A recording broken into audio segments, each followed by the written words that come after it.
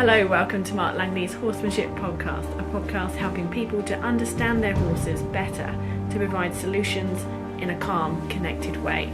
I'm Jenny Barnes. And I'm Mark Langley. Mark, this Q&A has got some random varied questions for you. We'll just sort of go into them and see what your answers are. The first one is from Natalia. She's got an off-the-track thoroughbred that's come a long way over the Challenge series. Thank you. But he still has pretty severe separation anxiety when going in the float and if other horses leave while he's working. Is this something that will get better with over time, or will he always be nervous alone? It's harder for some horses than others because those horses are not a horse. They're a story. They're a history. Horses have a history of bad weaning, anxiety when he was a foal, all this sort of stuff that leads up to a horse. But it may get better. I always say there's hope because every horse I meet, there's always something or a lot of things that can be improved in its education that will help it. But one thing, the most important thing I'll say is anxiety leads to separation anxiety. So to put it in a human context, which I suppose not supposed to, but I do because I see it with horses all the time, is if you're having a bad day at work with colleagues that you don't really get along with and you just really got too many conflicts that are on your plate and all this sort of stuff, you will be sitting there going, I want to leave this place. I don't want to be here. And you'll be thinking about your last place of safety or your comfortable place. So people get separation anxiety when they're anxious. Some people just want to go to their couch. Some people just want to go somewhere else anyway. So basically it will go to be with their friends or their partners. So horses that carry anxiety have worse separation anxiety. So the clearer, the better you can present education to your horse, the softer they are, the more they trust the reins, you, the pressure, anything that you provide that helps them in their learning environment, the less anxiety they carry when they're with you. And then they got more room to process all the external anxieties that are happening. So that's super important. So there's probably so many things that an off-the-track horse doesn't understand pressure-wise that creates extra anxiety, which will create extra separation anxiety. If I was going to put you in a coffin, like a horse float, and you were frightened in there, you are going to scream for your friends, okay? That's just a thing. So he suffers a lot of separation anxiety when he's presented with all these extra anxious things, and you're not going to be there in the float with him because you're going to be driving the car. So you have to get him, one, to understand all the pressures that you provide, or you have to look at all the things that you can ask him and guide him with that help him feel better. Two, you have to do a lot of work with him understanding that float is better, so that needs a lot of float training. And three, then you've got to start to work him slowly, wean him out of his comfort zone. So, you work him around where he's comfortable, in the sense, not work him so he's uncomfortable there, but you get him to start to not need his mates as much or his safe places. So basically you can educate him his safe place till he's happy with you and the feel that you provide, and you slowly take him away from his safe place, then bring him back until basically he's not got the anxiety with you and the things that you're providing, that he doesn't need a safe place as much because he's safe with you. I don't know the answer to your question in the sense that will it ever get out of him. But I've seen a lot of horses, people have made some really amazing progress that have suffered from separation anxiety and got a lot better. So I always say, be hopeful first and have faith that you can help him. But just be careful that you don't want too much from him. Some people might want an eventing horse, and I'm like, well, that horse's whole past life and where they are now, even if you're a guru with everything you're doing, it's going to be a hard task to make them an eventing horse because it's still too much conflict that they can cope with, and you're going to have to be, the best Yoda in the universe to get that horse through that situation. So some horses are going to be more suited to that. I'm not saying that it's not going to happen. I'm just saying if the horse is really, really, anyway, I won't go into it. It's a whole subject, but yeah, you just got to be careful what you want out of that horse. But I believe a horse can start to travel in the float and start to ride away from its friends and other environments fairly well if you do things right. Super. Next question is from Ashley. We'll stay with the float topic, or trailer if you're from another country. She has a 13-year-old thoroughbred mare. she got her last year. So for 12 years, she knows that she's always been turned and walked out of an angle load. She knew her previous home. So she's done a lot of work with her, backing up and on the ground. She's really good at it, but she gets anxious with the float, only with unloading. Loading is absolutely fine. She's rocked her back and forth at all stages, and she still wants to turn around. It's getting frustrating. So trying to keep her cool. And she will sometimes raise her head and has hit her head on the float, but she is still walking back on. So it's a matter of time, possibly, to break the habit. Or is there something that she could be doing to stop her from trying to turn around? Yes. So maybe change the rhythm of the floating. So yes, you say that you've put her on and off, but I would put her on the ramp and I'd say quickly back off now, and I'd put her up on the ramp like just 1 or 2 feet on, and then back off now. Don't let her push any way into that horse float. Don't let her even want to go in.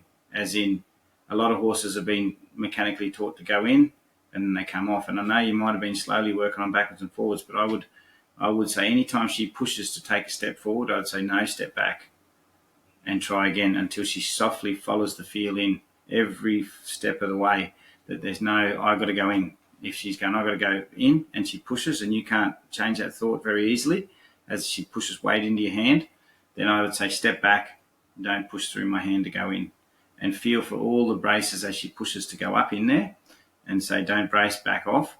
And I would also speed it up at the ramp first, that I can say forward step, backward step, forward step fast, backward step fast, back away, back up to the float, and I'm going to bang a flag around the float, make it a little bit more scary.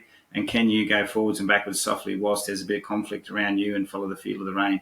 So you have to stimulate a bit more of, oh, I'm not sure what's happening, but I better follow the rein. And then when she starts to follow the rein softly, or the rope softly, the lead rope in your hand, then she's a little bit better. So then if she can continue to follow that lead rope softly, and you create a bit more worry around the float, then you know she's able to think into that feel and not buy into the conflict, and the feel overrides her worry about the conflict. So then you go back to soft loading, and then you create a little bit of conflict. Can she think through that before she even gets all the way in? And then you do that over and over until she gets all the way in. And then before she's even thought about being all the way in, you're just yo-yoing her all the way back out again until she can yo-yo in, backwards and forwards, at any speed, slow or faster. And then you get to a point that doesn't matter what happens, she'll know what to follow when you pick up on a feel. It just takes a bit more time, and it takes, because you don't want to go in nice and quietly, and then all of a sudden she goes on a journey, and then she's under conflict, and then after that conflict she's got to run out. So you've got to create a bit of conflict on the way in, so she understands that she can cope under pressure or round pressure that's not directed at her, and still find softness. Next question is from Viv. How does she get her horse used to a fly spray bottle? Okay. So basically, first of all, get your horse to lead. Trust the lead rope really well. Follow the feel of the lead rope, so you can control the horse. Doesn't feel trapped in a lead. All those sorts of things. Secondly, get a spray bottle full of water, so you don't want to waste too much spray. Obviously, they've got to get used to the smell, but there's two other things that they've got to get used to first: the noise of it and the feel of it. So those two things you can fix with just a spray bottle full of water. So basically, when she can go forwards and backwards on to the feel on both hands, nice and softly, then you can, as the noise of it, you can make this noise yourself, go like that, and just get her to go lead forward, following the feel as you walk backwards, going and if that makes a bit of nervousness in her, that make her fairly loud, so she's like, oh, what's that? And then get her to soften while you're making that noise, and that means you won't have to wear your wrist or your fingers out doing that for a bit. And then once she can come forward to that noise can override the noise of the fly spray bottle as well. So what you can do, once she can, she can, or he or she can follow that while you're going like that, and it means nothing, then the horse is following the feel. The noise doesn't mean anything. Good. Okay, then the next thing, you start to squirt the bottle. Every time you squirt it, you're making that noise because the horse is already used to that noise. So as you squirt, instead of hearing the squirting noise, it's hearing out of your mouth. And then basically just keep the horse walking towards the field and just do a little squirt on its foot as its foot's coming forward, and back it off a little bit, come forward, squirt its foot, and just walk backwards so the horse is coming forward to the field, and it just touches a bit of that water. The water just touches it on the foot. Obviously the noise it's not noticing because you're making that noise every time you squirt. And then eventually you just kind of let that horse follow the field a little bit until you can squirt a bit more up its leg. And then if you can go backwards and forwards and start to keep that squirt on its knee and up its leg a bit, then it'll start to get used to the feel of the water on its own, or the moisture hitting its leg. The third thing's smell, but usually that noise and that feeling of water is going to be the first two things. And then basically just keep the horse following it and getting closer into it. So you can keep the spray, don't just go spraying at it everywhere, just kind of let the horse come into the spray and make it feel like it's leading incrementally into the change of where the spray is hitting it. So as it goes up its chest until he can get its neck, and then basically down its sides. And basically also as you're squirting, if it gets a little nervous and it does that step forward, it's okay and it's tight, then back it out and stop squirting. So show it you can take the horse away from the spray, not it just run away from the spray, that you'll take it away from the spray, then back into the spray.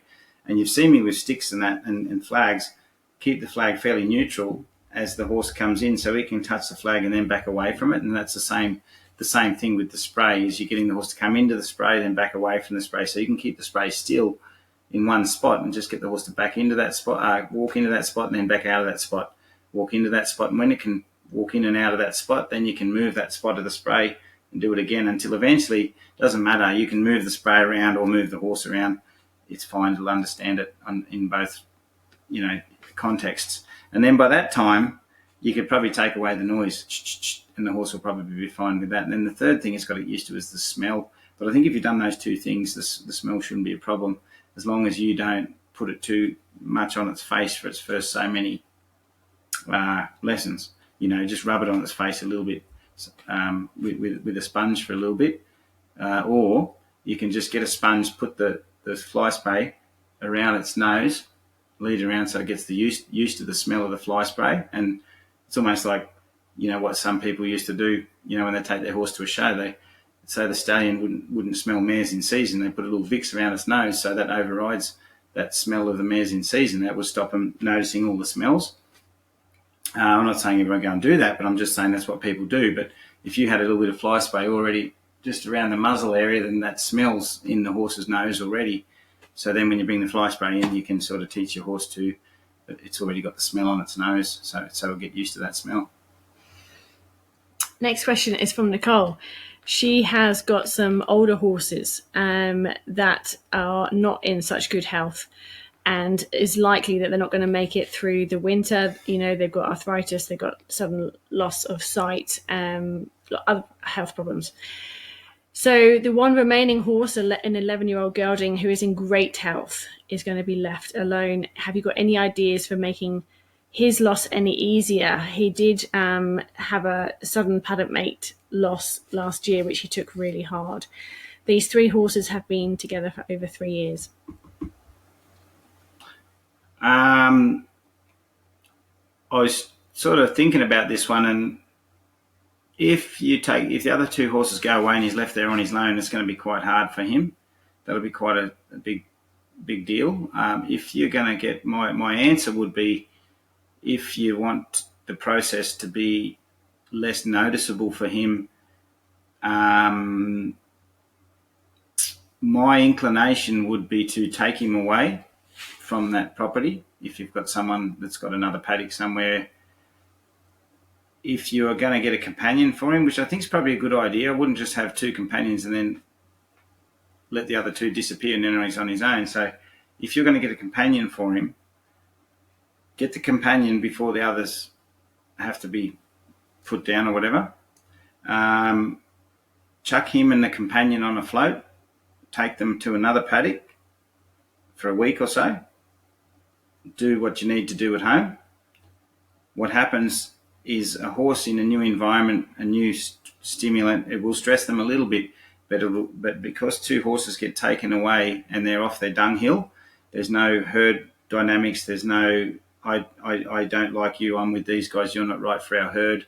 They don't go through that as much because they've gone through a little bit of conflict together through the float journey going to a new paddock, and they might bond in that new paddock and become quite connected. So then they become a bit more dependent and reliant on each other from that. And as that's happening, the other two get put down, and then you bring the horses back, and know that's an old environment. They've made a good connection through what they've been through together, and hopefully that connection and that overrides the oh crikey, where'd the other one go? Where's it gone? Okay, so it's less in their face that they're just not here anymore. Okay, and even if you made it a fortnight or something, because while they're at a new place, it'll be a different story. Like I've seen horses turn up at clinics and they've bonded very quickly with other horses because that new environment. And though it's a bit stressful for them, the long-term thing is that little bit of stress and conflict together make them connect a lot better, and then come back home. You've got something in common. Yeah. Okay, Nick, and good luck with that. It's a terrible situation to go through. Next question is from Megan. It's the last one for today. Can you please explain to her when you're riding and you ask for the shoulders to move over? You don't open the outside rein, but you just use the inside rein on the neck without crossing the wither. Yes.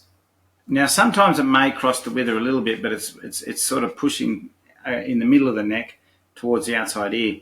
So the other day I was riding Fern and I was doing the same thing, and because I was in a halter on her and she's a little stiff in the neck because she wasn't a super bendy horse.